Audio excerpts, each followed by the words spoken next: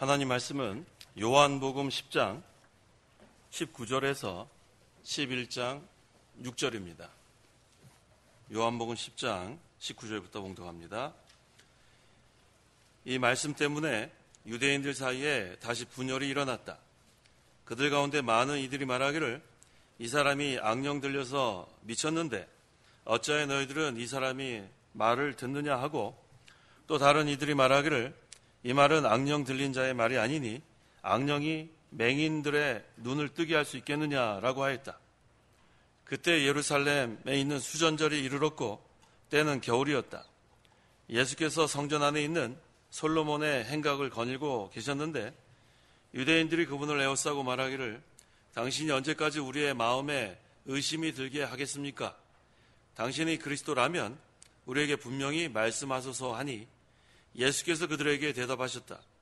내가 너에게 말하였으나 너희가 믿지 않았다. 내가 내 아버지의 이름으로 행하는 이 일들이 나에 대하여 증언하고 있으나 너희가 믿지 아니하니 이는 너희가 내 양들이 아니기 때문이다. 내 양들은 내 목소리를 들으며 나는 그들을 알고 그들은 나를 따른다.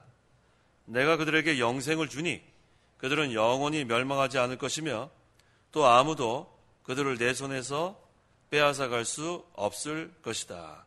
28절까지만 봉독했습니다. 교환에 있는 대로 이 시간 증거할 말씀의 제목은 영생을 주는 분과 나사로의 죽음이라는 제목으로 말씀 증거하겠습니다. 10장 19절에서 42절에는 예수님께서 영생을 주는 분에 대해서 증거하고 있고, 또 11장 1절 이하에는 나사로의 죽은 그러한 내용 증거하고 있습니다. 19절에서 21절. 19절. 이 말씀 때문에 유대인들 사이에 다시 분열이 일어났다.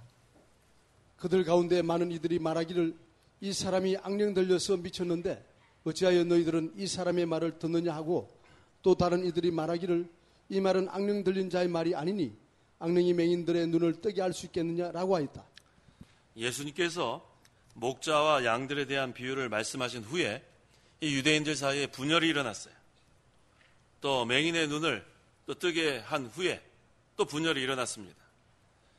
많은 사람들이 예수님은 악령 들려서 미쳤다고 하고, 또 다른 사람들은 악령 들렸다면 어떻게 악령이 맹인의 눈을 뜨게 하겠느냐, 서로 지금 논쟁하고 있습니다. 예수님의 말씀을 듣고 깨닫는 사람은 예수님을 발견한 사람이고, 예수님 말씀에 반대하는 사람은 여전히 영적으로 어두운 가운데 있는 사람이에요. 예수님을 발견한 사람은 이제 예수님을 따라갑니다. 예수님의 양들이 된 거예요. 그런데 예수님 발견하지 못하고 거듭나지 못한 사람은 여전히 영적 흑암 가운데서 방황하고 있습니다. 어느 시대나 복음이 전파될 때 이 복음을 받아들여서 빛의 세계로 들어가는 사람이 있고, 또 여전히 복음을 받아들이지 않고 어둠에 처하는 두 종류의 그런 사람이 있습니다. 진리를 받아들여서 영생을 얻는 사람이 있고, 받아들이지 않아서 멸망당하는 사람이 있습니다. 오늘날도 마찬가지입니다. 복음이 전파될 때, 진리가 선포될 때 그것을 받아들인 사람은 이제 영적 빛의 세계 발견하게 되고, 그 다음에는 점점 깨달아 확신을 갖게 되지만, 이 진리를 받아들이지 않으면, 복음을 받아들이지 않으면 여전히 영적 흑암에서 방황할 수밖에 없고 결국은 멸망당하게 됩니다. 22절에 그때 예루살렘에는 수전절이 이르렀고 때는 겨울이었다라고 했습니다. 이 수전절의 유래, 수리아의 안디오코스 에피파네스라는 그러한 자가 예루살렘을 점령했습니다. 그래서 예루살렘 성전에서 이방신에게 제사하고 우상을 섬기니까 마카비 유다가 걸기하여 수리아군을 적파하고 성전을 수리해서 새로운 제단에서 하나님께 제사를 했습니다. 그래서 이것을 기념하는 거예요. 그래서 해마다 12월 중순에 8일 동안 지키는 절기가 수전절입니다. 여기는 모든 사람들이 다 모여가지고 장식도 하고 아주 축하하는 그런 절기입니다. 그래서 이 수전절의 뜻은 성전을 새롭게 한다, 그런 뜻이에요. 성전을 새롭게 한다. 우상 섬기던 그런 거 다 없애버리고 다시 성전을 수리하고 하나님께만 제사하는 그런 의미가 있습니다. 23절에서 26절에는 지금 예수님께서 성전 안에 있는 솔로몬의 행각을 거니고 계셨는데 유대인들이 에워쌌어요. 그러면서 예수님한테 당신이 그리스도라면 분명히 말하라고 얘기를 합니다. 그런데 이것은 그들이 예수님을 믿으려고 하는 것이 아니고 어떻게 하든지 구실을 만들어서 지금 예수님을 죽이려는 목적으로 이와 같이 한 겁니다. 그래서 예수님께서는 이미 그리스도이심을 다 선포했어요. 다 가르쳐 주었습니다. 그런데도 그들은 믿지 않았어요. 예수님께서 직접 가르쳐 줘도 믿지 않는 거 보니까 그들은 예수님의 양들이 아님이 분명합니다. 그래서 두 종류의 사람이 있어요. 하나님의 택한 백성이 있고 그 다음에 하나님이 버려둔 사람들, 불택자라고 할 수 있죠. 또 알곡이 있고 가라지가 있고 양이 있고 염소가 있고 이것이 어떻게 갈라지는가? 하나님께 속했는가 속하지 않는가 그 차이예요. 하나님께 속하면은 알곡이고 하나님께 속하는 자들은 양이고 그 다음에 속하지 않은 자들은 염소고 또 가라지입니다. 이 세상 사는 동안에 이 두 종류가 계속 가는 거예요. 이거 뭐 처음부터 그랬습니다. 처음부터 가인과 아벨이 있었어요. 가인이 아벨을 죽여서 그 다음에는 하나님께서 셋을 주시고 그래서 그때부터 이 두 종류예요. 에서가 있고 또 누가 있어요? 야곱이 있고 이스마엘이 있고 이삭이 있고 그러니까 항상 이렇게 두 종류로 갈려있는 거예요. 오늘날도 마찬가지입니다. 신자가 있고 불신자가 있고 근데 그것은 하나님께 속했느냐 속하지 않느냐 그 차이예요. 하나님께 속하면은 그 다음부터는 환한 빛의 세계에서 하나님의 말씀을 통해서 은혜를 받고 빛의 길을 걸어가는 거고 그 다음에 하나님께 속하지 않은 자들은 여전히 영적 흑암을 만나서 분별도 못하고 방황하다가 결국 멸망당하는 것. 그래서 두 종류로 나눠질 수밖에 없는데 한 종류는 하나님께서 사랑하기 위한 사랑의 대상자고 하나는 버려둔 자들입니다. 27절 27절 내 양들은 내 목소리를 들으며 나는 그들을 알고 그들은 나를 따른다. 내 양들은 내 목소리를 들으며 목자의 음성을 듣는 게 중요합니다. 근데 누가 목자의 음성을 들을 수 있는가? 주님의 음성을 들을 수 있는가? 주님의 양들만 들을 수 있어요. 주님의 음성을 듣지 못한 자들은 주님의 양이 아닙니다. 그래서 주님의 양들은 목자이신 주님의 음성을 듣고 따라가기만 하면 돼요. 따라가기만 하면 때를 따라 푸른 초장에 가서 먹여주시고 쉴만한 물가를 가서 마시게 해주시고 또 목자는 철저하게 보호합니다. 이리가 잡아먹을까 봐 악한 짐승이 상하게 할까 봐 그래서 목자의 음성을 듣고 따라가기만 하면 안전합니다. 그 다음에 은혜 생활을 할 수 있어요. 근데 그 양떼를 떠나면 안 돼요. 양떼를 떠나면 그때부터 위험합니다. 그때는 사나운 이리가 잡아먹을 수 있고 악한 짐승이 언제든지 상하게 할 수 있어요. 그러니까 양떼를 떠나면 안 돼요. 양떼에 떠나면 안 돼요. 목자의 음성을 듣고 따라가는 양이 돼야지 아유 이건 뭐 지겹다. 맨날 그 음성이 그 음성이다. 다른 음성 없을까? 거기서 이탈하는 그 순간부터 죽게 생기는 거예요. 양은 눈이 잘 안 보여요. 시력이 아주 약합니다. 그래서 양들은 그 앞에 있는 그 양 그냥 보면서 따라가는 거예요. 근데 청력이 아주 강합니다. 우리가 양과 같아요. 한치 앞을 볼 수가 없어요. 한치 앞을. 오늘 무슨 일이 일어날지, 내일 무슨 일이 일어날지, 올 한 해 동안 무슨 일이 일어날지 우리는 전혀 모릅니다. 양과 같아요. 그래서 우리는 귀를 손끝 항상 준비가 돼 있어야 돼요. 누구의 음성을 들어야 돼요? 목자의 음성을 들어야 돼요. 목자의 음성. 목자의 음성, 주님의 음성. 그게 바로 하나님 말씀이에요. 오늘날로 하면. 하나님의 말씀을 잘 듣고 그 말씀을 순종하면 양떼를 이탈하지 않습니다. 근데 새로운 게 없을까? 이거 늘 듣던 음성. 아이고 이제 지겹다. 다른 목자는 어떤 음성일까? 그 양떼를 떠나면 그 다음에는 아주 위험한 거예요. 그래서 우리는 여기 27절의 말씀처럼 내 양들은 내 목소리를 들으며 나는 그들을 알고 그들은 나를 따른다. 우리 주님은 그 양떼들을 다 알아요. 오늘 새벽에 증거했죠. 이름 하나하나를 부른다 하지 않았습니까? 하나하나. 이름 하나 다 알고 형편 다 알고 누가 또 상하지 않았는가? 누가 어디 상처 난 양은 없는가? 다 돌봐주시고 싸매주시고 치료해주시고 목자가 그 일 다 해주십니다. 다 알기 때문에 우리의 형편을 목자 대신 주님이 다 아세요. 그래서 이 목자만 따라다니면은 아픈 것도 다 나아요. 치료해 주니까. 상한 심령 다 낫습니다. 위로해 주시니까. 그러니까 목자를 잘 따라가야 돼요. 목자의 음성을 듣고. 그러니까 오늘 하나님의 말씀이에요. 말씀의 인도를 잘 받아나가야 합니다. 28절에서 29절. 28절. 내가 그들에게 영생을 주니 그들은 영원히 멸망하지 않을 것이며 또 아무도 그들을 내 손에서 빼앗아갈 수 없을 것이다. 그들을 내게 주신 내 아버지께서는 만물보다 더 크시니 아무도 아버지의 손에서 그것을 빼앗을 수 없다. 우리에게 영생을 주셨어요. 영생. 영원한 생명. 영원히 죽지 않습니다. 또 영생은 또 어떤 의미가 있냐면 영적 생명이 계속 소생하는 거예요. 날마다 자라나는 거예요. 영적 생명.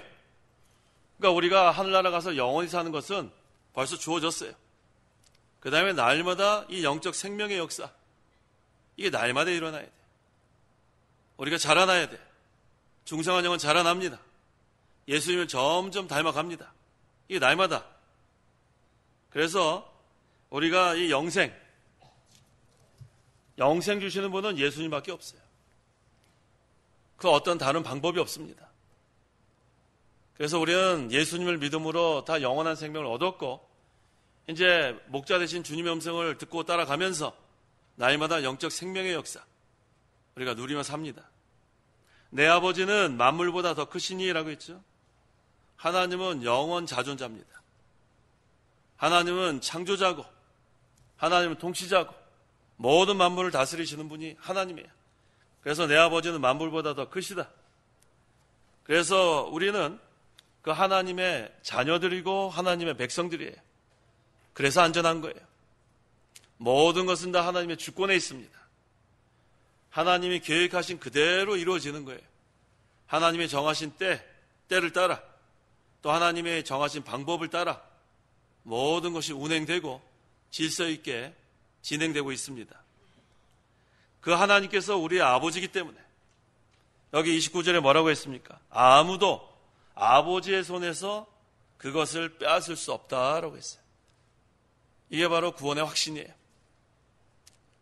많은 분들이 오해하는 게 뭐냐 하면 한 번 구원을 받은 다음에 그거 잃어버리면 어떡할까? 혹시 이 가운데 그런 분도 계실지 몰라요. 나 분명히 예수 믿어서 구원 받았는데 내가 지금 이렇게 신앙생활하는 거 보면 도무지 나는 천국 갈 자격이 없다. 천국 갈 자격이 없으면 어떻게 할래요? 지옥 갈래요? 그런 얘기 아예 하지도 마요. 나는 천국 갈 자격이 없어요. 그런 다음에 제가 그럼 지옥 갈래요? 그러면 지옥은 또 안 간대요. 그러니까 그런 얘기는 하지 말란 말이에요. 우리 구원의 확신은 자기의 현재 신앙 상태에 있는 게 아니에요. 내가 이렇게 신앙생활 해가지고 내가 이렇게 맨날 죄만 짓고 회개하고 죄만 짓고 회개하고 이거 도무지 이거 천국 갈 수 있겠는가? 그래가지고 이단에 빠진 사람 봤습니다. 오늘 지은 거 회개하지 않으면 지옥 간다는 거예요. 신학을 공부한 사람도 그런 소리 한단 말이에요. 이거 얼마나 위험해요. 그거는 성경을 도무지 몰라서 그래요. 구원의 확신은 우리의 현재 신앙 상태에 있는 게 아니에요. 구원의 확신은 어디에 있어요? 하나님 말씀에 있어요. 말씀. 하나님의 언약에 있단 말이에요. 한번 예수를 믿으면 그것은 영생을 얻었다 하지 않았어요? 영원히 죽지 않는다. 한번 예수를 믿으면 구원을 잃어버리지 않습니다. 성도의 견인, 궁극적 구원. 그래서 성도 여러분 안심하세요. 내가 지금 죄를 짓고 회개하면서 이 육신의 부패성, 죄성 때문에 날마다 이 생활을 반복하지만 그래도 구원 잃어버리지 않습니다. 구원은 하나님의 약속이에요. 하나님의 언약이고 하나님의 말씀이고 하나님이 우리 구원하신다면은 그 다음에는 여기 뭐라고 했어요? 아무도 아버지의 손에서 빼앗을 수 없습니다. 그리스도의 사랑에서 하나님 아버지의 사랑에서 끊을 자가 없다고 했어요. 내 아버지는 만물보다 크시다. 그런데 우리가 구원은 잃어버리지 않지만 때로는 일시적으로 마귀의 유혹에 빠질 때는 있어요. 마귀가 우리를 날마다 유혹하죠? 마귀한테 유혹당한 적 있어요? 없어요? 유혹당한 적 있어요? 그래서 어떻게 하셨어요? 어떻게 하셨어요? 마귀한테 미혹돼서 어떻게 하셨어요? 뭘 어떻게 해서? 죄 지었죠. 마귀한테 미혹당하면 그 다음 죄 짓는 거예요. 죄 짓다가 보니까 아이고 이거 내가 마귀한테 졌구나. 그 다음에 또 어떻게 했어요? 회개했어요. 그 다음에 다시는 또 미혹 안 당했어요? 또 당했어요. 그 다음에 또 어떻게 했어요? 또 회개했어요. 미칠 지경이에요? 좀 안 그랬으면 좋겠는데 이거 어떻게 하면 좋겠냐, 그런 분 안 계세요? 그런 분 계세요. 내가 좀 죄를 좀 안 짓으면 좋겠는데 하나님 말씀대로 좀 살면 좋겠는데 막 애통해하는 사람들 있단 말이에요. 그런 사람이 정상적인 신앙생활을 하는 거예요. 지금 나는 죄 안 진 것처럼 아주 시침 뚝 떼고 앉아있는 사람보다 하나님 제가 죄인입니다. 제가 또 죄를 졌습니다. 이 죄인이 또 왔습니다. 불쌍히 여겨 주시옵소서. 그 사람이 솔직한 사람이에요. 죄 실컷 지고 와갖고 예배당에 와갖고는 시침 뚝 떼고 있죠. 자기는 죄 하나도 안 진 것처럼. 저도 좀 여기 서 있지만 얼마나 회개 많이 하고 서 있겠어요. 생각해 보세요. 여기 지금 시침 뚝 떼고 서 있지만 우리는 다 하나님 앞에 죄인인 줄 알고 하나님께 긍휼을 구해야 돼요. 하나님 용서해 주십시오. 하나님 불쌍히 여겨 주십시오. 그게 애통하는 그러한 심령. 그런 자에게 하나님의 위로가 임합니다. 네가 또 죄졌지만 또 용서해달라고 회개하는구나. 내가 너를 용서한다. 그러면 또 일어나는 거예요. 7번 넘어져도 8번째 또 일어납니다. 하나님이 우리에게 긍휼을 베풀어 주시는 거예요. 그래서 우리 신자들은 전부 다 긍휼의 그릇입니다. 불신자는 진노의 그릇. 그래서 우리가 죄를 지었을지라도 하나님께 회개하면 긍휼이 풍성하신 하나님 또 용서해 주시는 거예요.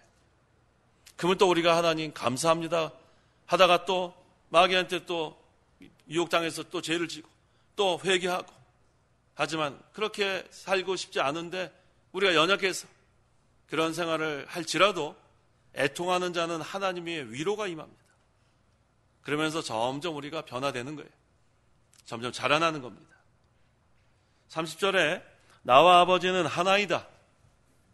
자, 지금 유대인들에게는 이거 큰일 날 일이죠. 삼위일체 교리가 여기 나와 있어요. 삼위일체.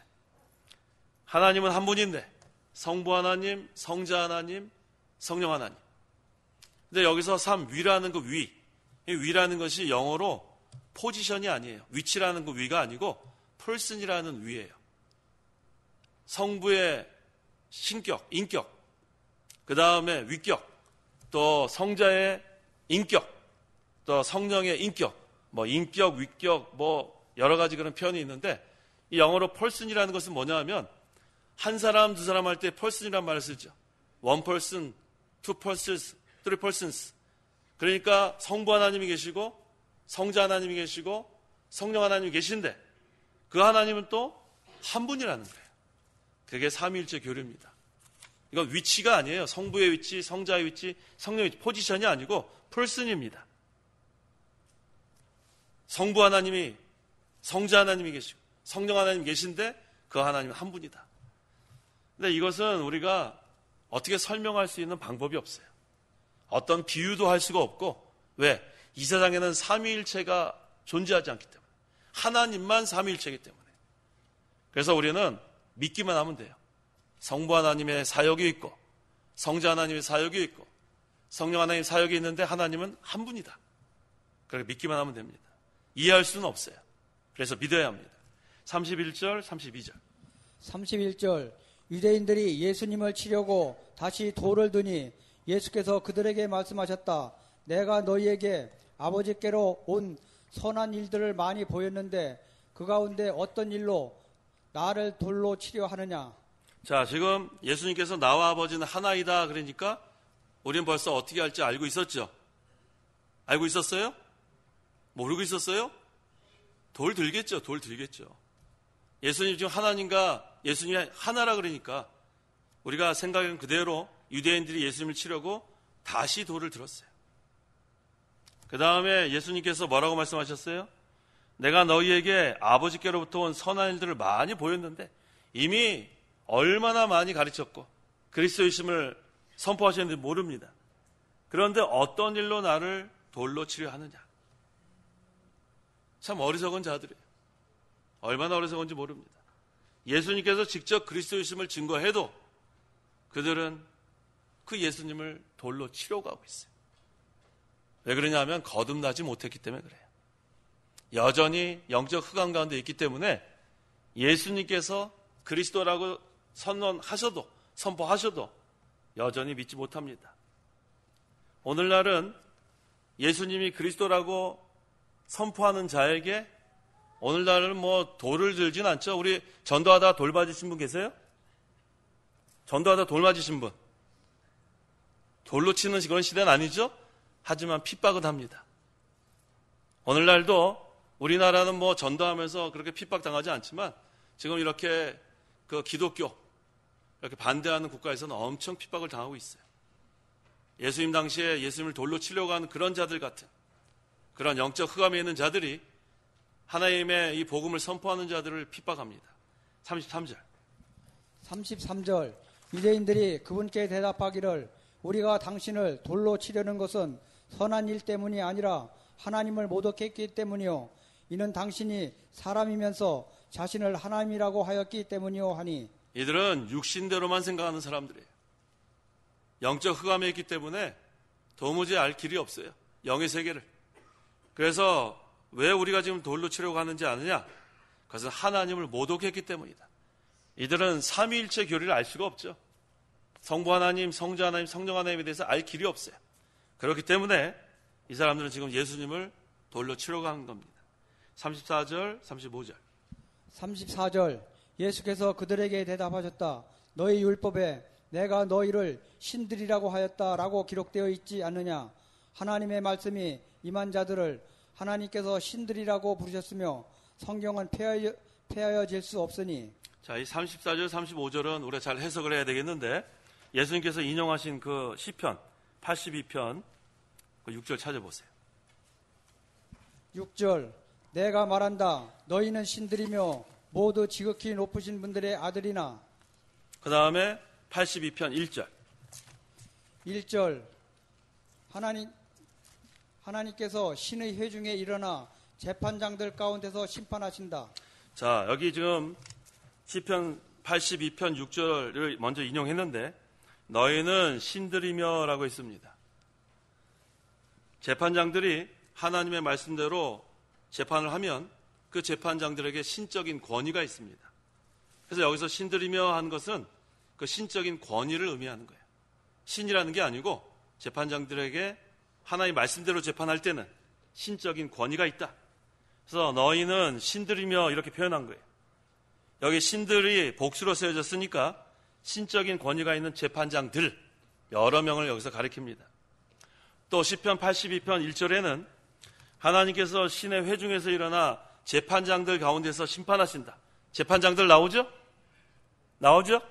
예, 그래서 여기 6절에 있는 신들이라는 것은 하나님의 말씀대로 재판할 때 신적인 권위가 있다. 또 신적인 권위가 있는 재판장들, 그것을 가리키는 거예요.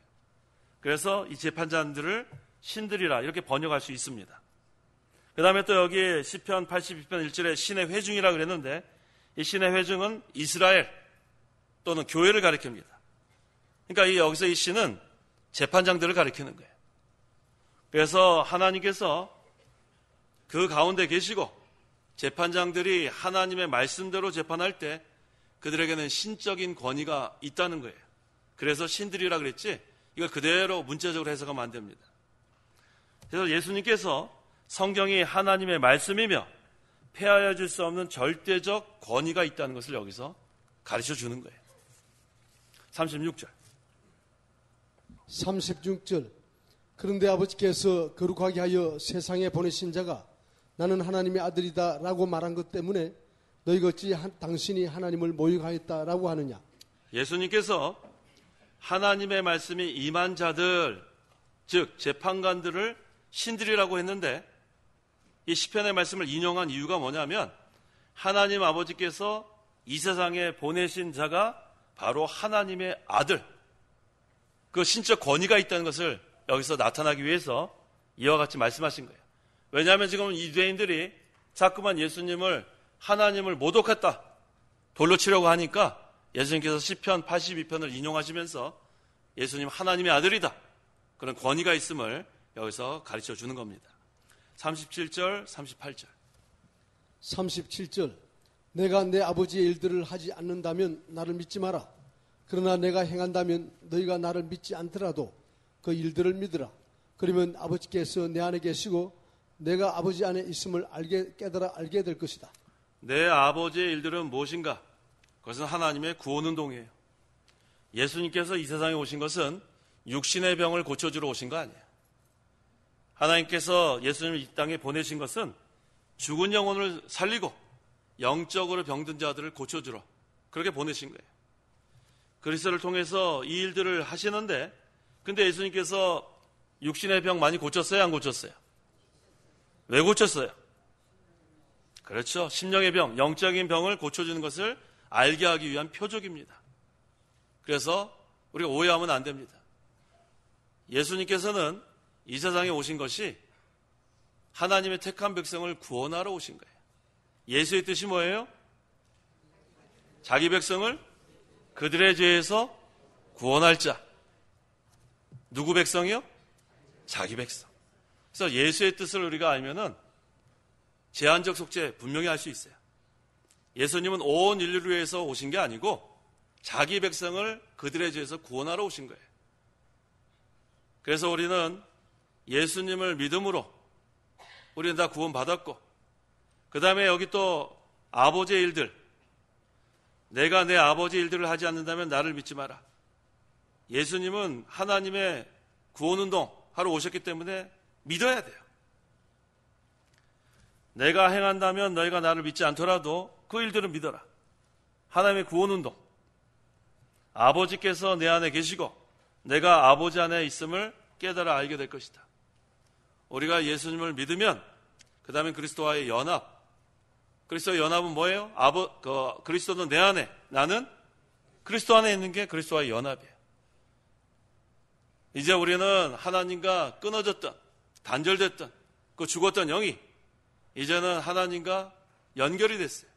그게 중생이에요. 끊어졌던 것이 연결이 되니까 그 다음에는 캄캄했던 것이 환해졌습니다. 또 우리는 예수를 믿으면 그리스도와 연합이 되니까 또 그리스도와도 연합이 돼서 그리스도는 교회의 머리고 교회는 몸이고, 이것은 유기적 관계예요. 살아 역사하는 관계, 생명적 관계. 머리가 없으면 이 몸은 죽습니다. 그래서 그리스도와 연합된 이 교회, 우리에는 생명적 관계예요. 그리스도와 우리에게 영생을 주셨고 날마다 우리에게 생명, 능력 계속해서 우리에게 공급해 주시니까, 또 포도나무와 가지처럼 예수님이 우리에게 수분과 영양분을 다 공급해 주니까 가지는 뭐를 맺어요? 열매를 맺게 되는 거예요. 가지 혼자서 할 수 있는 게 없어요. 가지 혼자서. 몸 혼자서 할 수 있는 게 없단 말이에요. 예수님이 성전에서 떠나면 그 성전은 아무 의미가 없어요. 예수님이 계신 성전이 생명이 있는, 진리가 역사하는 그런 성전이에요. 오늘날도 마찬가지입니다. 예수님이 계신 그 예배당, 거기에서 모여서 예배할 때 그건 생명의 역사가 있고 죽은 자가 살아나고 곤고한 영이 소성케 되는 역사가 있지. 예수님이 계시지 않은 예배당에 벅적벅적 북적북적 사람들 와서 앉아가지고 그런 다음에 다시 가고 그 다음 주에 또 와서 북적북적 하다가 그 다음 가고 누가 계시지 않아요? 예수님 계시지 않으면 그저 사람들 모임 먹고 마시다가 집에 갔다가 또 한 주일 있다 또 와서 먹고 마시다가 집에 갔다가 마당만 밟고 왔다 갔다 하는 거 그건 아무 의미가 없어요. 그래서 예배하는 자는 어떻게 해야 되는가? 요한복음 4장 24절 하나님은 영이시니 예배하는 자는 영과 진리로 예배해야 합니다. 하나님은 보이지 않아요. 영이시기 때문에 보이지 않는 하나님이지만 우리와 함께 하십니다. 그래서 이 예배가 영적 예배가 돼야 돼요. 영적 예배라는 것은 중생한 자들이 하나님께 예배하는 거예요. 하나님은 영이시기 때문에 중생하지 않은 자, 거듭나지 않은 자들은 하나님과 교통할 수 없습니다. 그래서 거듭나지 않은 자들이 아무리 수만 명, 수십만 명 모여도 하나님이 거기에 계시지 않고 하나님께서 그걸 받아주시지 않아요. 수만 명 모여가지고 뭐 요란하게 해도 하나님 계시지 않으면 그저 인간의 축제로 끝나고 마는 거예요. 사람의 숫자가 중요한 게 아니고 그곳에 하나님이 좌정하시는가, 하나님이 임재하시는가. 두세 사람이 모여도 누구 이름으로 모이면 주님이 함께 하세요? 그렇죠. 내 이름으로, 주님의 이름으로. 가정에서 가정 예배해도 주님이 거기 함께 하시는 거예요. 부부가 함께 예배해도 거기 함께 하신단 말이에요. 주님이 함께 하신단 말이에요. 그게 진짜예요. 거기서 생명의 역사가 있고 거기서 힘을 얻고 수만 명, 수십만 명 모여도 주님이 계시지 않으면 그저 인간의 축제로 끝나고 만단 말이에요. 그래서 우리는 주님을 모셔야 돼요. 주님을 모시는 성도, 주님을 모시는 교회, 거긴 생명이 있습니다. 거긴 힘껏 구원 운동해 나갈 수 있습니다. 39절. 39절. 그러자 그들이 다시 예수님을 잡으려고 하였으나 그들의 손을 벗어나 나가셨다. 거듭나지 못한 유대인들은 여전히 지금 돌로 예수님 죽이려고 하고 또 예수님 잡으려고 하니까 예수님께서 그들이 무서워서 그들을 벗어나 나가신 게 아니에요. 아직 하나님의 때가 되지 않아서 그런 거예요. 예수님은 우리를 구원하기 위해서 십자가 달려 죽으시러 오셨는데 예수님 뭐가 두렵겠어요? 아직 하나님의 정하신 때가 되지 않아서 그 자리를 피하신 겁니다. 40절. 40절 예수께서 다시 요단강 건너편 요한이 처음에 세례로 주도는 곳으로 가셔서 거기에 머무르시니 그곳을 떠나서 어디로 가셨냐면 요단강 건너편 요한이 처음 세례를 주던 곳으로 가셔서 그곳에 머무르셨습니다. 41절, 42절. 41절 많은 이들이 그분께 와서 말하기를 요한은 아무 표적도 행하지 않았으나 요한이 이분에 대하여 말한 것은 모두 참이었다라고 하였다. 그리하여 거기에서 많은 이들이 그분을 믿었다. 예수님께서 세례 요한이 세례 주던 곳에 와서 이제는 세례 요한의 증거를 들은 많은 사람이 그곳에 왔습니다. 그래서 세례 요한이 예수님을 가리켜 말한 것이 모두 참이라고 하니까 예수님을 믿은 사람이 많아졌어요. 세례 요한이 자기 자리를 잘 지켰죠? 세례 요한은 자기를 뭐라고 했어요? 광야에 외치는 자의 소리라고 했어요. 잘 전파했어요. 복음을 잘 전파하고 예수님에 대해서 잘 전파하고 그 다음에 세례 요한은 그는 흥하고 나도 좀 흥해야 되겠다 그랬어요. 그는 흥하고 나는 쇠해야 된다 그랬어요. 이게 세례 요한이에요. 성도 여러분, 예수 믿으면 건강해지고 예수 믿으면 부자가 되고 예수 믿으면 모든 것이 잘 된다. 그게 바로 예수님도 흥하고 나도 흥해야 되겠다는 거예요. 성경은 그렇게 우리에게 가르치지 않습니다. 세례 요한이 잘 깨달았어요. 한번 따라해 보세요. 그는 흥하고 나는 쇠한다. 이게 바로 세례 요한의 믿음이고 그게 바로 신앙의 길이에요. 그리스도만 나타내고 하나님께만 영광이 돌아가고 나는 그냥 소리가 되면 되는 거예요. 소리만. 세례 요한 거 잘했습니다. 그러니까 지금 예수님께서 세례 요한이 세례 주던 곳에 가니까 세례 요한이 예수님에 대해서 증거를 잘했어요. 그러니까 거기 있는 많은 사람들이 믿게 된 거예요. 이게 바로 자기 자리 잘 지킨 거예요. 예수님만 남으면 되는 거예요. 예수님만. 복음만 증거되면 되는 거예요. 그 다음에 자기는 없어지는 거예요. 요한은 아무 표적도 행하지 않았으나 이 표적이 무슨 뜻인가? 표적이라는 것은 초자연적인 역사예요. 그런데 이것은 영적인 사실을 보여주기 위해 행하는 하나님의 초자연적인 역사. 그래서 많은 표적을 행했다는 것, 육신의 그러한 병들 고친 거, 이게 표적이라고 그랬죠? 그건 영적인 병을 고친다는 그러한 목적을 여기서 보여주는 거라고 했습니다. 세례 요한은 아무 표적도 행하지 않았는데 그리스도만 전한 거예요. 그러니까 우리가 오늘날 표적을 보려고 하면 안 돼요. 어디 가면은 병 잘 고친다, 우르르 가고. 그렇게 되면 잘못된 곳으로 갈 일이 많아요. 오늘날은 표적을 보고 믿는 시대가 아닙니다. 오늘날은 무슨 꿈꾼 거. 누가 꿈꿨다 그러면 거기 무슨 간직집에 가갖고 무슨 꿈꿨나? 아니, 다른 사람이 꿈꾼 게 그렇게 궁금해요? 자기 꿈꾼 것도 궁금하지 않은데. 오늘날 그런 집회 많아요. 천국 갔다 왔다, 지옥 갔다 왔다. 자, 지난번에 말씀드리지 않았어요? 어떤 사람 천국 갔다 왔다고 저보러 들으라 그래가지고.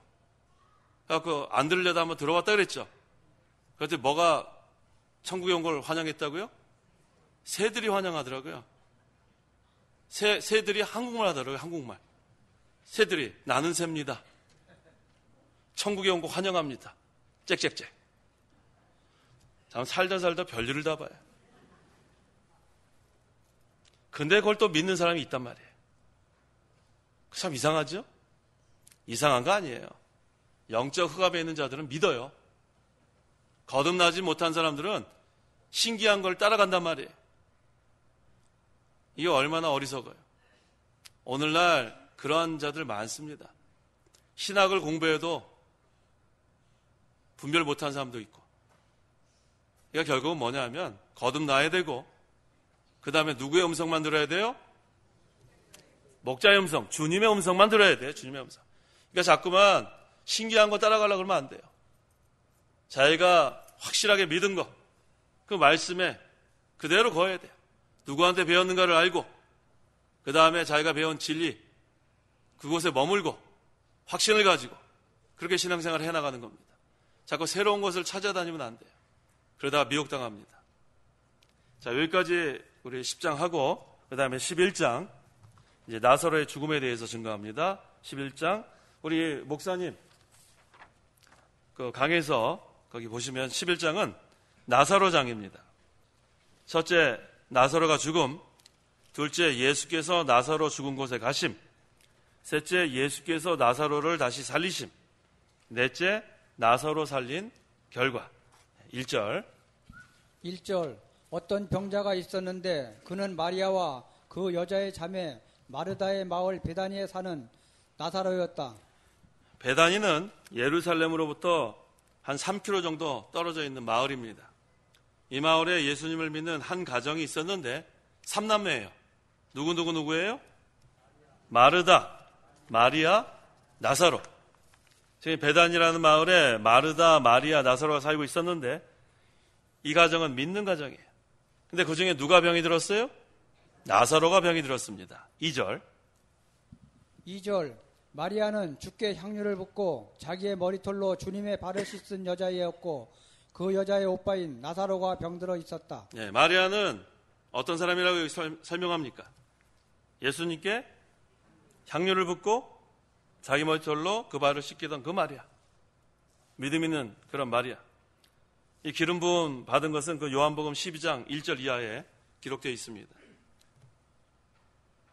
자, 근데 그 나사로 남동생이 지금 병이 들었습니다.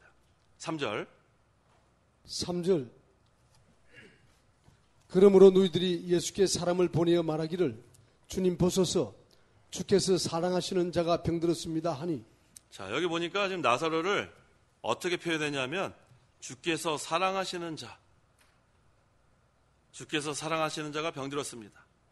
예수님께서 나사로를 사랑하셨다 그랬어요. 그 사랑하는 자도 병이 든다는 거 알 수 있겠죠?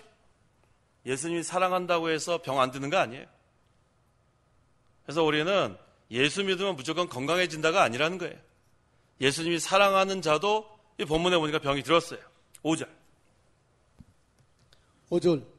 예수께서는 마르다와 그 여자의 자매와 나사로를 사랑하셨으나 자, 예수님께서 나사로도 사랑하고 또 누구도 사랑했어요? 마르다도 사랑하고 마리아도 사랑했어요. 지금 마르다하고 마리아는 건강해요. 나사로는 병들었어요. 그래서 우리가 이 병드는 거 지난번에도 제가 증거했지만 죄 때문에 병드는 것도 그런 경우도 있어요. 근데 주님이 사랑하는 자도 병들 수 있다는 거예요. 그러니까 우리가 이 병에 대해서 잘 알아야 돼요. 그래서 누가 병들었다 그러면은 가가지고 당신 죄 좀 그만 지라고, 죄 져서 병들었다고 회개하라고, 그런 얘기 하지 마세요. 주님께서 사랑하는 자도 병들 수 있습니다. 그래서 우리가 자기를 좀 돌아봐요. 자꾸만 다른 사람 돌아보지 말고. 우리는 뭐는 못 보고 뭐는 잘 봐요? 남의 눈에 티가 얼마나요? 잘 보이지도 않아요. 티를 발견하려면 어떻게 되죠? 눈을 씻고 찾아야 돼요. 눈을 씻고 찾아야 돼요. 그래서 자기는 들보가 얼마나 커요. 근데 그거는 못 본단 말이에요. 그러면 안 돼요. 자기의 들보는 엄청 큰데 자기의 그 부패성, 죄성은 회개할 생각 안 하고 남이 그 보일랑말랑하는 티는 어떻게 그렇게 잘 찾아내는지, 그런 자가 되면 안 됩니다. 항상 자기를 돌아봐야 돼. 자기를 돌아보고 자기를 쳐서 복종시키는 생활, 그거 잘해야 됩니다. 사도 바울이 그걸 강조하는 거예요. 자기를 쳐서 복종시키는 거. 새해는 그거 잘해야 돼요. 다른 사람의 티, 보이지도 않는 거 찾아내려고 애쓰지 말고 자기를 돌아보고 항상 하나님 앞에 잘못한 거 회개하고 애통하는 자가 되고, 새해는 그런 신앙생활을 해야 합니다. 지금 주님이 사랑하는 나사로가 병이 들었습니다. 근데 여기서 지금 나사로가 병든 이유는 뭐냐 하면 하나님의 영광을 위한 병이라고 했습니다. 그 다음 절에 4절. 4절. 예수께서 들으시고 말씀하셨다. 이 병은 죽음에 이르는 것이 아니라 오히려 하나님의 영광을 위한 것이요 이것을 통해 하나님의 아들이 영광을 받게 될 것이다. 예수님은 전지전능하신 하나님이십니다. 그래서 나사로가 병든 거 벌써 다 알고 계세요. 그 원인도 알고 있어요. 하나님의 영광을 위한 것인 거 다 알고 계셨어요. 그래서 예수님은 우리의 형편과 사정 너무 잘 알고 있어요. 그래서 우리는 편안합니다. 우리는 지금 한치 앞을 모르는데 예수님은 하나님이시기 때문에 다 알고 계세요. 그래서 우리가 어떤 어려움을 당하면은 다른 사람한테 가서 도와달라고 그러지 말고 어떻게 하라고요? 하나님께 기도하세요. 하나님께 기도하시란 말이에요. 주여, 제가 이렇게 어려움을 당하고 있습니다. 우리 형편을 다 아신단 말이에요. 아까 그 양이 목자의 이름 하나하나 다 부른다 그러지 않았어요? 형편과 사정 너무 잘 아십니다. 그러니까 이제 우리는 병이 나면은 주님 불쌍히 여겨주십시오 하고 병원에 안 가도 되죠? 주님, 전 병원에 안 갈랍니다. 고쳐줄 줄 믿습니다 하면 돼요? 자, 개혁주의 신앙 다시 한번 복습해야 되겠어요. 개혁주의는 두 가지라고 했죠. 한 가지는 뭐예요? 하나님의 주권, 그 다음에 인간의 책임. 병원에 가세요. 병원에 가시란 말이에요. 저한테 전화해가지고 목사님 저 병원에 안 갈랍니다. 기도해 주십시오. 제가 어떻게 기도한다고 그게 다 낫겠어요? 어떻게 하다가 또 기도하다가 날 수도 있겠죠. 근데 하나님이 일부러 안 낫게 해주실 거예요. 병원 가라고. 정신 못 차릴까 봐. 그러니까 우리는 하나님 주권을 믿고 또 우리가 할 것을 또 해야 돼요. 그래서 우리가 지금 이 나사로의 지금 형편, 주님이 다 알고 계신다는 거. 이 병은 죽음에 이르는 것이 아니라 그랬어요. 그러니까 사람이 병들었을 때 죽을 병도 있고 죽지 않을 병도 있어요. 근데 그것은 누가 정하냐 하면 하나님이 정하시는 거예요. 생사화복. 그래서 병이 낫다고 딱 했을 때 낙심하지 마요. 왜 내가 결정하죠? 이거 죽으면 어떻게 하느냐? 아니, 하나님이 안 죽기로 정해놨는데 죽으면 어떡하냐면 자기가 결정해요. 생사화복은 누구한테 있어요? 하나님께 있어요. 그러니까 병이 나면, 이거 뭐 병이 났구나. 하나님, 이거 어떻게 하면 좋겠습니까? 불쌍히 해달라 기도하면서. 어디 가요? 병원에 가요. 전문가한테 가란 말이에요. 가서 다 진찰 받고, 그 다음에 어디가 잘못됐으면 수술해야 되면 수술하고, 시술해야 되면 시술하고, 또 그냥 약만 먹으면 되면 약 먹고, 그게 성경대로 하는 거예요. 하나님의 주권과 인간의 책임. 무조건 그냥 다 날 줄 믿습니다 해봤자 입만 시원해, 입만 시원하단 말이에요. 그건 또 어디서 배워가지고 길게 하죠. 믿습니다 그런단 말이에요. 그러지 말고 병원에 가세요. 병원에 가시란 말이에요. 먼저 기도하고, 또 자기가 잘못한 거 있나 한번 찾아보고 회개하고, 그 다음에 하나님께 간절히 기도하세요. 그래서 또 우리가 치료하고 치료받고 그렇게 하는 겁니다. 자, 그래서 지금 여기 지금 나사로 같은 경우는 하나님의 영광을 위한 거라고 했고, 38년 된 병자 같은 경우는 죄 때문에 병에 들린 경우입니다. 그래서 병이 난 다음에 예수님께서 다시는 죄를 짓지 마라 그런 거 보니까. 그 다음에 맹인 같은 경우는 어때요? 맹인. 네? 맹인도 죄 때문에 아니라 그랬잖아요. 그렇죠. 그래서 우리가 때로는 이 세상 살 때 건강할 때도 있지만 주님이 사랑하는 나사로를 이렇게 병든 거 보니까 주님이 사랑하는 자도 때로는 병들 수 있다는 거 기억하세요. 그래서 병이 나면 우리가 먼저 자기를 돌아봐야 돼요. 내가 잘못한 거 없는가? 개인적으로 회개하고, 그 다음에 또 하나님께서 더 좋은 거 주실 거 믿고. 그러니까 낙심하면 안 됩니다. 낙심하지 말고 하나님께 기도하고 또 병원에 가서 치료받고 편안한 마음을 가지세요. 여기서 지금 나사로가 병든 것은 하나님의 영광을 위한 거고, 예수님께서 영광을 얻으시게 하기 위함이라 그랬습니다. 5절 예수께서 마르다와 그 여자의 자매와 나사로를 사랑하셨으나. 자, 예수님께서 마르다와 마리아와 나사로의 믿음 다 알고 계세요. 그래서 사랑했습니다. 이것은 인간적 사랑 아니고 아가페 사랑이에요. 아가페 사랑. 누구든지 예수님을 믿으면, 또 예수님을 따라가면 예수님께서 이 아가페 사랑으로 우리를 사랑하십니다. 조건 없는 사랑, 무조건적인 사랑, 계속해서 베푸시는 이 사랑. 우리가 이 사랑받는 게 얼마나 좋은지 몰라요. 이 사랑받지 못하고 자란 아이들은 아주 날카롭습니다. 어려서부터 이렇게 사랑 많이 받은 애들은요, 사랑을 베풀 줄 알아요. 근데 어려서 사랑 받지 못한 애들은 공격적이 됩니다.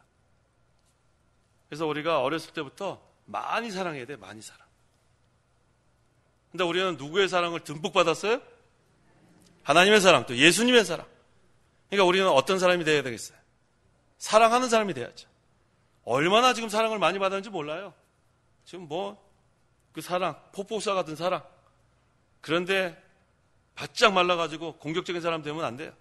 사랑을 그건 못 받은 사람이에요. 예수님의 사랑을 받는 사람은 사랑하는 사람이 됩니다. 6절 나사로가 병들었다는 것을 들으시고도 계시던 곳에 이틀이나 더 머무르셨다. 예수님께서 나사로를 즉시 고쳐줄 수도 있습니다. 하나님이니까. 그런데 이틀이나 더 머무신 이유가 있어요. 그것은 이제 나사로가 죽게 됩니다. 그런 다음에 장사를 지냅니다. 그 다음에 죽은 나사로를 살려야 하나님께 영광, 하나님의 영광 나타나는 거기 때문에. 그래서 이렇게 이틀 머문 거예요. 그래서 성도가 하나님께 기도할 때 즉시 하나님이 응답할 때도 있어요. 때로는 금방. 근데 때로는 한참 다음에 응답할 때도 있어요. 그렇죠? 그래서 우리는 기도할 때 내가 시간을 정해놓고 기도하면 안 됩니다.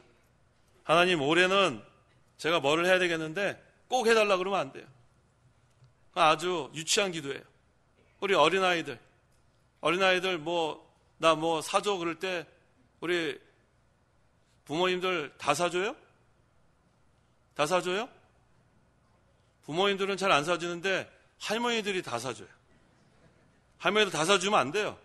그 버릇 나빠져. 그래갖고 엄마한테 가서 사달라고 한 다음에 안 사주면 에이 할머니한테 가야 되겠다. 그렇게 되면 안 돼. 아이들한테 필요한 건 사주고 그 다음에 위험한 거나 불필요한 건 사주면 안 됩니다. 하나님도 마찬가지예요. 우리에게 유익이 되는 것은 주시고 줘선 안 되는 건 주시지 않으세요. 그게 유익하기 때문에. 그래서 우리가 기도할 때에 내가 다 정해놓고 하면 안 돼요.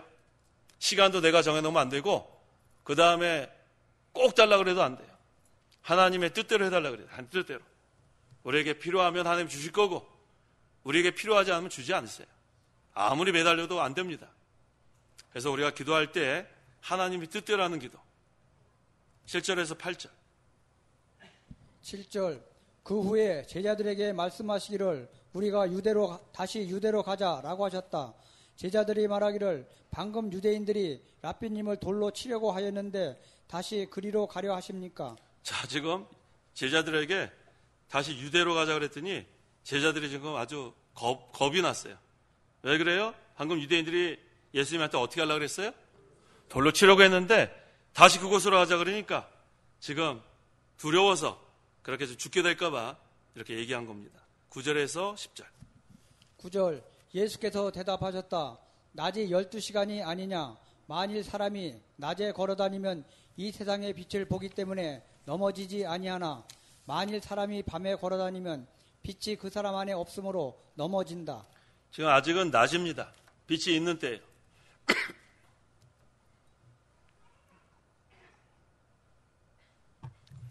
사람이 낮에 걸어다니면은 넘어지지 않아요. 환하기 때문에. 그런데 밤에는 빛이 없으니까 넘어질 수 있어요. 헛디죠. 실족할 수 있습니다. 그래서 예수님께서 함께 있을 때는 넘어지지 않아요. 실족하지 않습니다. 이 밤은 이제 낮이 다 지나간 때예요. 밤에는 넘어집니다.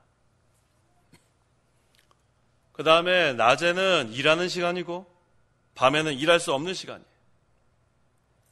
그래서 빛이신 예수님께서 함께 계시는 동안에 일하는 거예요. 그때 넘어지지 않습니다. 이제 밤이 오면 넘어지는 시간이에요. 그래서 우리는 이 빛을 잃어버리면 안 됩니다. 빛 가운데로 걸어가야 돼요. 빛 가운데로 걸어가면 실족하지 않지만 빛이 없으면 실족합니다. 11절. 11절 예수께서 이것을 말씀하신 후에 또 그들에게 말씀하시기를 우리 친구 나사로가 잠들었다. 그러나 내가 그를 깨우러 간다라고 하시니. 자, 우리 성도가 죽는 것은 잠든 거라고 우리 배웠죠. 성도가 죽는 것은 왜 잠드는 건가? 죽어도 영적 생명은 그대로 있기 때문에 잠든 거예요. 이 영혼과 이 몸이 분리된 거지 이 영적 생명은 그대로 남아 있습니다. 그래서 잠든 거예요. 그 다음에 또 왜 잠들었는가? 잠들었다는 것은 깨어날 때가 있다는 거예요.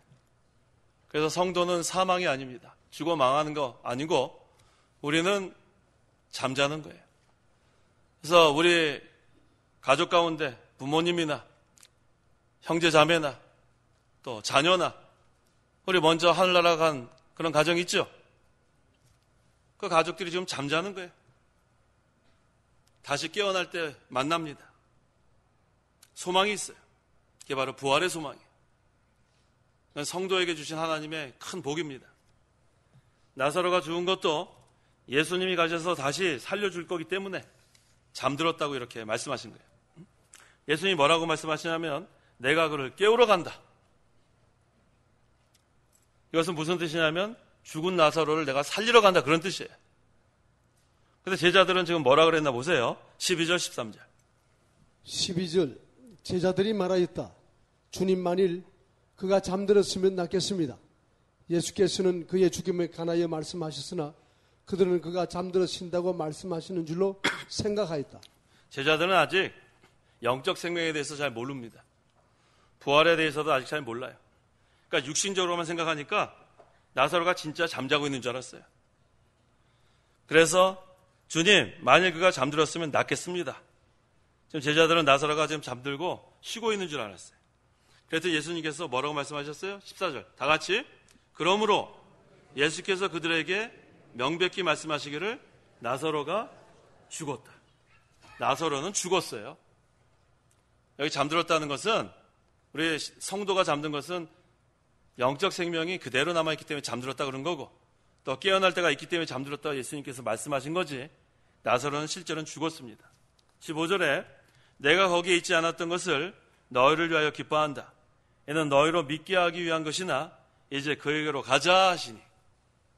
예수님께서 나사로가 병들었던 곳에 계셨더라면 나사로가 죽을 때까지 그냥 둘 수 없었을 겁니다. 하지만 거기에 계시지 않았기 때문에 나사로가 죽어서 장사하게 되고, 그 다음에 가서 예수님이 그 죽은 나사로를 살려놓으니까 그때 제자들도 또 많은 사람들이 예수님을 하는 그것을 보고 믿게 되니까 그것으로 기뻐한다, 그런 뜻이에요. 그래서 우리가 예수님께서 즉시 지금 나사로를 살리지 않았고 이틀 더 머문 다음에 살아난 것, 이것이 유익이에요. 만약에 거기서 나사로 죽지 않고 그냥 거기서 사람들 없는 데서 살려놓을 수도 있어요. 그렇게 되면 하나님의 영광도 나타나지 않고 또 제자들도 믿을 수 있는 기회가 없고 또 많은 사람들이 믿을 수 있는 기회가 없어요. 그래서 하나님께서 나사로를 죽게 하고 그 다음에 장사 지내게 하고 그 다음에 예수님 가셔가지고 완전히 죽은 나사로를 살려놓으니까 그때 제자들도 부활을 믿게 되고 또 많은 사람들이 믿게 되는 거예요. 이게 바로 하나님의 놀라운 섭리입니다. 그래서 우리는 하나님의 그러한 생각과 우리 생각은 달라요. 그러니까 조급해하지 마세요. 이거 왜 하나님이 이렇게 하시지? 이렇게 하면 더 좋겠는데. 그런 생각하지 마세요. 이렇게 하면 좋겠는데 하나님 이렇게 하시지? 그게 어리석은 거예요. 하나님 생각은 우리 생각과 다른데 하나님의 생각이 더 낫습니다. 완전히 낫습니다. 우리가 어리석은데 생각하면 얼마나 생각하겠어요. 그러니까 우리가 하나님께서 하시는 그 섭리를 보면서 감사하고 찬송하고 우리가 그래서 나가는 거예요. 그래서 모든 것이 합력하여 선을 이룬다고 했죠. 하나님은 선을 이루신 하나님. 그러니까 무슨 뜻이냐면 하나님의 뜻을 이루시는 하나님이라는 뜻이에요. 그래서 우리는 조급해하지 말고 하나님이 하시는 놀라운 그런 섭리를 보면서 기다리세요. 무작정 기다리는 게 아니고 기도하면서 기다리세요. 우리가 하나님의 특별한 섭리가 잘 나타나는 게 바로 요셉이에요. 요셉. 요셉의 그 중간중간을 보면 답답해요. 하나님 왜 이렇게 요셉을 저렇게 하실까? 근데 하나님이 그 모든 섭리 가운데 마침내 요셉을 이집트의 총리가 되게 해서 결국은 하나님의 구원 운동을 이루어가는 거예요. 그 중간중간을 보면서 인간의 생각으로 판단하지 마세요. 하나님은 반드시 하나님의 구원 운동을 성취하고 하나님의 모든 뜻을 이루어 가십니다. 그래서 우리는 하나님의 섭리를 보면서 하나님 놀라우신 하나님의 섭리를 보면서 감사하고 또 기도하면서 잠잠히 기다리는 신앙, 이것이 중요합니다. 16절 디두모라고 하는 도마가 동료 제자들에게 말하기를 우리도 주님과 함께 죽으러 가자 하였다. 자, 디두모, 도마. 예수님은 지금 생명을 살리기 위해서 지금 유대로 가자고 했는데 도마는 뭐 하러 가자고요? 죽으러 가자. 예루살렘에 올라가는 길에 지금 제자들은 두려움이 있었어요. 거기 지금 돌로 치려고 하는 사람들이 좀 많이 있는데 예수님은 그들 앞에 가시고 얼마나 지금 살벌합니까? 그래서 제자인 도마는 제자니까 안 따라갈 수도 없고 에이 죽으러 가자. 지금 주님과 함께 따라 나섰습니다. 예수님 지금 살리러 가는데 이거를 깨닫지 못하니까 죽으러 가는 줄 아는 이런 자도 있습니다. 그래서 우리는 하나님의 구원 운동을 제대로 깨닫고 해야 돼요. 하나님의 구원 운동은 살리는 운동이에요. 하나님의 구원 운동 무슨 운동이에요? 살리는 운동이란 말이에요. 살리는 운동. 그런데 죽으러 가는 거 아니에요. 왜 죽을 상이 됐어요? 얼굴이 죽을 상이 되면 안 된단 말이에요. 기쁨으로 가야지. 살리는 생명 운동인데. 그래서 하나님의 일을 하는 사람들은 얼굴이 밝아야 돼요. 아이고 저 사람들 얼굴이 환한 거 보니까 전도하러 왔구나. 이렇게 돼야죠. 저 사람들 어디 장례식 가나? 전도하러 나갔는데. 왜 그렇게 돼요? 살리는 운동하러 가는데. 근데 우리는 얼굴만 봐도 벌써 저 사람의 마음에 기쁨이 있나? 편안한가? 자기도 지금 걱정 근심으로 지금 막 이거 뭐 어떡하지? 막 이러면서 예수 믿으세요. 자기는 막 지금 속에 지금 막 걱정 근심으로 막 어떡하지? 어떻게 살지? 막 이러면서 갑자기 사람 앞에 가서 얼굴이 환해지면서 예수 믿으세요. 예수 믿으면 얼마나 좋은지 아세요? 그 다음에 돌아가면서 어떡하지? 그런 사람 많아요. 그런 사람 많단 말이에요. 그건 아직도 주권의 하나님 믿지 못하는 거예요. 항상 기뻐야죠. 데살로니가 전서에 뭐라고 했어요? 항상 기뻐하고 그 다음에 심하게 기도하고 그 다음에 범사에 감사하라 그러지 않았어요. 이것이 누구를 향한 하나님의 뜻이에요? 우리를 향한 하나님의 뜻이란 말이에요. 항상 기뻐하라 그랬는데 전도할 때만 얼굴이 웃으면서 전도하고 집에 가면서 지하철 타고 가면서 아휴 어떡하지? 이런 사람들 많아요. 아직도 마음속에 하나님의 역사가 없어서 그래요. 하나님이 임재하시고 하나님이 통치하시는 심령은 그렇지 않습니다. 의와 평강과 기쁨에 그런 세가 이루어졌기 때문에 늘 기뻐요. 늘 기쁘단 말이에요. 늘 편안하고 또 우리는 예수님의 사랑을 듬뿍 받은 사람이니까 우리는 사랑이 나와야 돼요. 당연히. 그러니까 예수님의 사랑 아직 못 받은 사람이에요. 사랑하지 못한 사람. 우리는 하나님의 사랑을 포포스 같은 사랑을 다 받았어요. 볼까요? 로마서 5장 5절.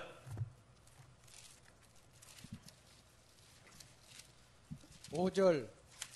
그 소망은 우리를 실망시키지 아니하니 이는 우리에게 주어진 성령으로 말미암아 하나님의 사랑이 우리 마음속에 부어졌기 때문이다. 하나님 사랑이 우리 마음에 어떻게 됐어요? 부어졌다는 거예요. 부어졌단 말이에요. 지금 우리는 하나님 사랑이 부어진 그러한 상태에서 살고 있는데 왜 우리가 그렇게 사랑할 줄 모르는가? 아직 하나님의 사랑이 부어진 걸 몰라서 그래요. 우리는 다 사랑의 사람으로 살아갈 수밖에 없어요. 왜? 하나님 사랑 받아본 사람은 사랑하게 돼 있다니까요. 그래서 우리는 이 나사로, 이제 오후 시간에 계속해서 증거할 텐데 이 나사로를 보면서 부활의 소망이 있다는 것, 여기서 우리가 너무나 감사합니다. 우리는 죽어도 사망이 아닙니다. 우리는 잠자는 거예요. 죽어도 이 영혼과 이 몸이 분리되지만 이 영원한 생명, 이 영혼은 그대로 있는 거예요. 그 다음에 또 부활의 소망, 깨어날 때가 있어요. 얼마나 감사합니까? 우리 오후 시간에 이어서 하겠습니다. 각자 좀 기도하시기 바랍니다. 기도하겠습니다. 하나님 아버지 감사합니다. 우리가 예수님을 믿음으로 영생을 얻게 하시니 감사합니다. 영원한 생명을 얻게 하시고 날마다 이 영적 생명의 역사가 있는 이 생활을 하게 하시니 감사합니다. 우리 주님이 사랑하시는 나사로라 할지라도 지금 병들어 죽었지만 우리 생명의 주여 능력의 주께서 그곳에 가서 나사로를 살렸습니다. 우리도 부활의 소망을 가지고 우리가 하루하루 살아가게 도와주시고 항상 우리의 생명이 되고 능력이 되시는 주님과 동행해서 빛 가운데로 걸어가는 생활 잘하게 도와주시옵소서. 예수님의 이름으로 기도하옵나이다. 아멘. 우리 주기도문 하심으로 오전 예배 마치겠습니다. 하늘에 계신 우리 아버지여, 이름이 거룩히 여김을 받으시오며 나라의 임하옵시며 뜻이 하늘에서 이룬 것 같이 땅에서도 이루어지이다.